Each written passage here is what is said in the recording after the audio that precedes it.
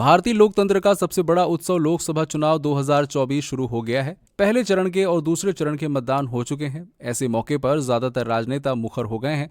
बातचीत के दौरान कई चुनावी कहानियां सुना रहे हैं। एक ऐसी ही कहानी एक बार फिर चर्चा में आ रही है, जब एक मुख्यमंत्री पद के दावेदार को महज एक वोट से मिली हार के चलते गद्दी नसीब नहीं हो सकी।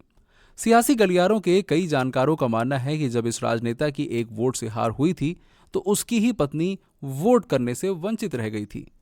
ये कहानी है राजस्थान के कांग्रेस प्रदेश अध्यक्ष रह चुके और राहुल गांधी के बेहद करीबी नेता माने जाने वाले नेता सीपी जोशी की।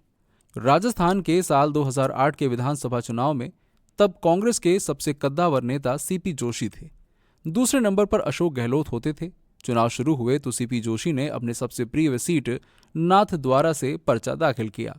प्रिय सीट इसलिए भी कि सीपी जोशी राजस्थान की नाथद्वारा पर 2008 से पहले 4 बार 1980, 1985, 1998 और 2003 के चुनावों में परचम लहरा चुके थे।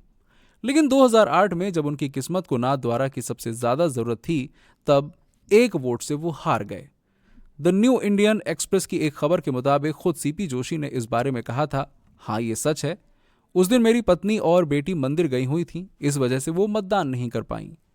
नाथद्वारा विधानसभा सीट पर साल 2008 विधानसभा चुनाव में कांग्रेस के कद्दावर नेता सीपी जोशी के खिलाफ भारतीय जनता पार्टी ने कल्याण सिंह चौहान को मैदान में उतारा था।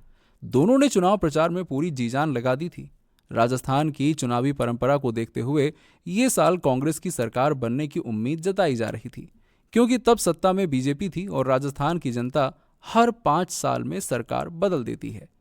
ऐसे में सीपी जोशी अपनी जीत को लेकर आश्वस्त थे। अतिशयोक्ति के तौर पर कहा जाता है कि उन्होंने मुख्यमंत्री पद पर शपथ लेने की तैयारियां भी शुरू कर दी थीं। लेकिन ऐन चुनाव वाले दिन उनकी पत्नी किंचित कारणोंवश मतदान के लिए मतदान केंद्र नहीं पहुंच पाई। नतीजा ये रहा कि रिजल्ट वाले दिन उनके खाते में 62,215 वोट आए, जबकि उनके प्रतिद्वंदी को यानी कि चौहान को 62,216 वोट मिले। यानी दोनों में एक वोट का फासला रह गया। सीपी जोशी हार गए और चौहान जीत गए। राजस्थान की परंपरा के मुताबिक ही साल 2008 के चुनाव में कांग्रेस की ही सरकार बनी। सीएम भी कांग्रेस के ही बने, लेकिन वो सीपी जोशी के बजाय अशोक गहलोत हुए। हालांकि सीपी जोशी पर कांग्रेस आलाकमान का हाथ बरकरार रहा। उन्हें साल 2009 के लोकसभा चुनाव में राजस्थान की भीलवाड़ा लोकसभा सीट से टिकट दिया गया और वो जीतकर केंद्र में आ गए और पहले पंचायती राज मंत्री बने। फिर सड़क परिवहन मंत्रालय और रेल मंत्री का अतिरिक्त प्रभार भी लिया।